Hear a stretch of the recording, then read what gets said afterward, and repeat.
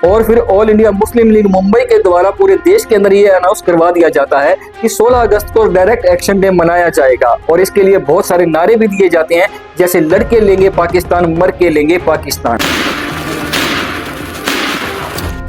और फिर आता है इतिहास का वो काला दिन जिसे इतिहास के पन्नों के अंदर दबा के रख दिया गया, मतलब डायरेक्ट एक्शन डे का दिन।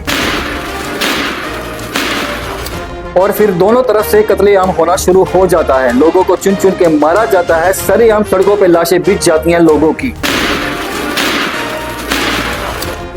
दोस्तों आज की इस वीडियो का एक स्पेशल पर्पस है और वो ये है कि आपके सामने सच्चाई आ सके। तो दोस्तों इस वीडियो को बिल्कुल निष्पक्ष आधार पे देखिएगा, क्योंकि इस वीडियो के अंदर बहुत सारे ऐसे हिडन फैक्टर्स आपके सामने आएंगे जो इतिहास के पन्नों के अंदर दबा के रख दिए गए थे। उनको जानना बहुत ज्यादा जरूरी है हम सब के लिए। कहते हैं कि सच कभी ना कभी तो बाहर जरूर आता है और ऐसा ही कुछ हो रहा है आज के समय में भी। इतिहास के पन्नों के अंदर जो सच दबा के रख दिया गया था उसे आज बाहर निकाला जा रहा है। परंतु मेन बात यह है कि इतिहास के पन्नों के अंदर जो सच था अगर वो बाहर आ रहा है तो लोगों को दिक्कत क्यों हो रही है। ये बात उस समय शुरू होती है जब ये फाइनलाइज हो गया था कि अब भारत को आजादी मिल जाएगी। ब्रिटिशर्स थे तो उस समय दो ग्रुप बन गए थे भारत के अंदर। तो पहला ग्रुप बना जवाहरलाल नेहरू का जो चाहता था कि अखंड भारत बने, और दूसरा ग्रुप बना था जिन्ना का जो कि मुस्लिम लीग का ग्रुप था, जो ये चाहता था कि अलग से पाकिस्तान बने। तो इस मुद्दे को सुलझाने के लिए ब्रिटिशर्स ने एक ग्रुप बना दिया जिसे कैबिनेट मिशन कहा गया, और कैबिनेट मिशन ने 16 मई 1946 को एक रिपोर्ट दी जिसके अंदर ये कहा गया कि भारत अखंड ही रहेगा।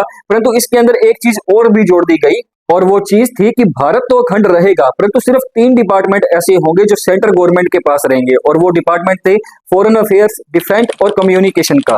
और साथ में ये कहा गया कि बाकी जितने भी डिपार्टमेंट है वो सारे के सारे स्टेट्स के पास ही रहेंगे, प्रांतों के पास ही रहेंगे, ताकि मुस्लिम लीग को ये ना लगे कि सारे के सारे अधिकार सेंट्रल गवर्नमेंट के पास है और वो हिंदुओं के हक में फैसला कर रही है। और साथ ही इसी रिपोर्ट के अंदर 3 ग्रुप भी बनाए गए थे। ग्रुप ए के अंदर हिंदू बहुमत वाले प्रांत थे जैसे मद्रास, बॉम्बे, बिहार, उड़ीसा और भी दूसरे, और ग्रुप बी के अंदर उत्तर पश्चिम के वो सारे प्रांत थे जिसके अंदर मुस्लिम बहुत ज्यादा थे जैसे पंजाब, सिंध और बाकी सारे प्रांत। और ग्रुप सी के अंदर वो सारे उत्तर पूर्व के राज्य थे जिसके अंदर मुस्लिम बहुत ज्यादा थे जैसे बंगाल और असम। अब इसके अकॉर्डिंग हर एक ग्रुप को, हर एक प्रांत को ये लिबर्टी दी गई थी कि वो वहां की जनसंख्या के अकॉर्डिंग संविधान बना सकता है।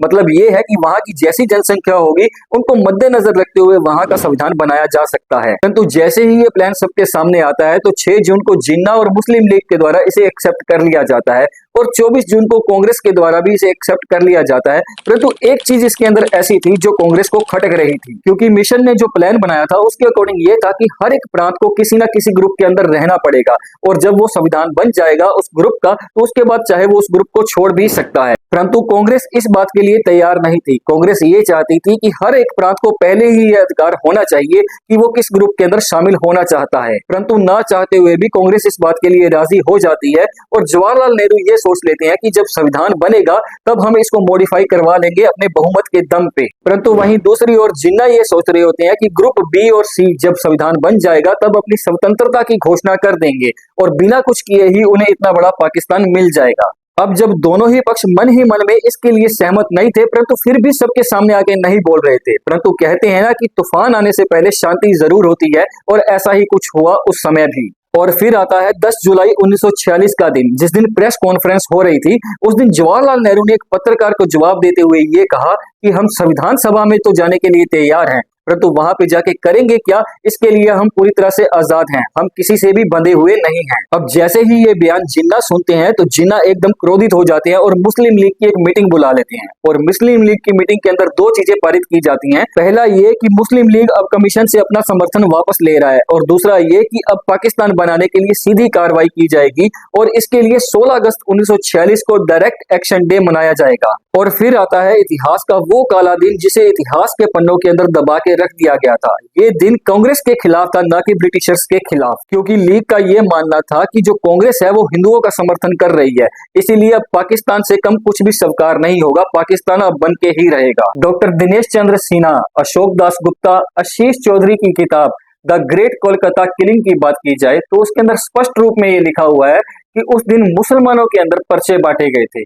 और इंस्ट्रक्शन दी गई थी कि किस तरह से हिंदुओं को मारना है। और इन पर्चों में स्पष्ट रूप से लिखा गया था कि भारत के सभी मुसलमानों को पाकिस्तान के लिए लड़ने के लिए तैयार रहना चाहिए। हिंदुओं की फैक्ट्री, दुकानों को जलाना, तोड़ना, लूटना और लूट का सामान मुस्लिम लीग के दफ्तर को देना। मुस्लिम लीग के सदस्य हमेशा हथियार अपने साथ रखेंगे। जो मुसलमान मुस्लिम लीग में शामिल ना हो उन्हें गुप्त तरीके से खत्म कर दिया जाए। हिंदुओं की हत्या धीरे धीरे की जाए और उनकी आबादी को घटाया जाए।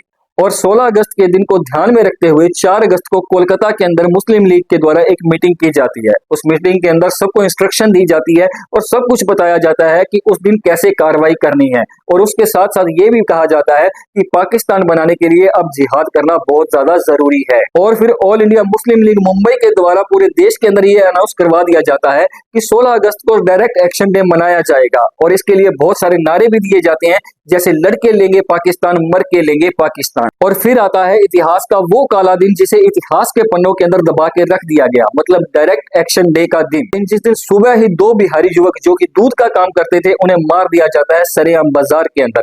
और उसके बाद सारा दिन ये चलता रहता है। हिंदुओं को चुन चुन के मारा जाता है, उनको घरों से निकाल के मारा जाता है, महिलाओं के साथ अभद्रता की जाती है और लोगों की दुकानों को लूटा जाता है, उन पे आग लगा दी जाती है। इंडियाज पार्टीशन बुक की अगर बात की जाए तो उसके अंदर स्पष्ट रूप में ये लिखा हुआ है कि ये जो नरसंहार था ये 48 घंटे तक चला। इसके अंदर बहुत से हिंदुओं को अपनी जानों से हाथ धोना पड़ा और बहुत सी महिलाओं के साथ गलत काम हुआ। सेना को भी तब बुलाया गया जब ये डर सताने लगा था कि कहीं अब मुस्लिम भीड़ जो है वो ब्रिटिशर्स पे हमला ना कर दे। और जब ये खूनी खेल बहुत ज्यादा होने लग पड़ा, लोग बहुत ज्यादा मारे जाने लग पड़े, तब एक हिंदू युवक गोपाल चंद्र मुखर्जी अपने साथियों के साथ बाहर आता है और लोगों से आह्वान करता है कि जो लोग उन पे हमला कर रहे हैं उनको उन्हीं की भाषा के अंदर जवाब दो। और साथ ही साथ अपने संगठन को भी 2 निर्देश देता है कि किसी भी मुस्लिम महिला के साथ दुर्व्यवहार नहीं होना चाहिए और कोई भी किसी भी तरह की लूटपाट नहीं करेगा। और फिर दोनों तरफ से कत्लेआम होना शुरू हो जाता है, लोगों को चुन चुन के मारा जाता है, सरेआम सड़कों पे लाशें बिछ जाती हैं लोगों की। परंतु जब ये सब कुछ चल रहा था तब शेख मुजीबुर रहमान जो कि बांग्लादेश के पहले प्रधानमंत्री बने थे,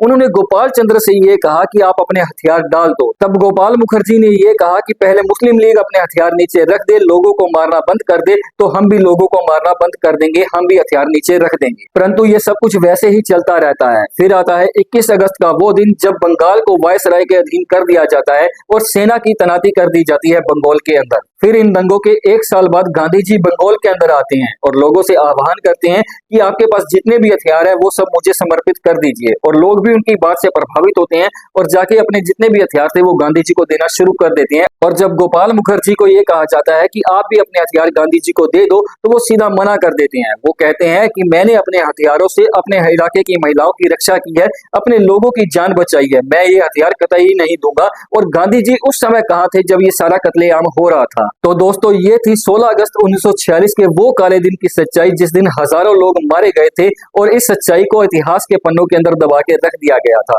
अब जब ये मूवी आई है तो मूवी का ट्रेलर देखने के बाद ही बहुत से लोग हंगामा करना शुरू कर चुके हैं, परंतु ये देखना अभी बाकी है कि मूवी के अंदर क्या है और मूवी आने के बाद क्या होगा। अभी इस मूवी का सिर्फ ट्रेलर सामने आया है तो इतना ज्यादा हंगामा हो रहा है, तो आप खुद सोच सकते हैं कि जब पूरी मूवी रिलीज की जाएगी तब उसके बाद क्या होगा। इसमें एक बात सोचने वाली ये है कि बॉलीवुड को इस मूवी से क्या दिक्कत है, क्योंकि केरला स्टोरी के टाइम पे भी उन्होंने हंगामा किया था, जब कश्मीर फाइल आई थी तब भी उसके ऊपर भी उन्होंने बहुत ज्यादा हंगामा किया था। तो ऐसे बॉलीवुड के अंदर क्यों हो रहा है कि क्यों लोग आगे नहीं आ रही है सच्चाई को दिखाने के लिए? क्योंकि अगर सच्चाई है और उसे लोगों से छुपाया गया है तो लोगों के सामने आना चाहिए कि उनके साथ क्या हुआ था, उनका इतिहास क्या है। तो आप सब लोगों को क्या लगता है कि ये जो सच्चाई है इसे सामने आना चाहिए या वैसे ही इतिहास के पन्नों के अंदर छुपा के रख देना चाहिए जैसे पहले पड़ी थी? अपने विचार और अपनी राय जरूर बताइएगा इस वीडियो के बारे में और शेयर कीजिएगा अपने थॉट्स को कमेंट्स के अंदर। और अगर आपको लगता है कि ये वीडियो अच्छी बनी है, सच्चाई सबके सामने आनी चाहिए, तो इस वीडियो को जरूर शेयर कीजिएगा, क्योंकि शेयर करने से और बोलने से फर्क पड़ता है। बहुत बहुत धन्यवाद।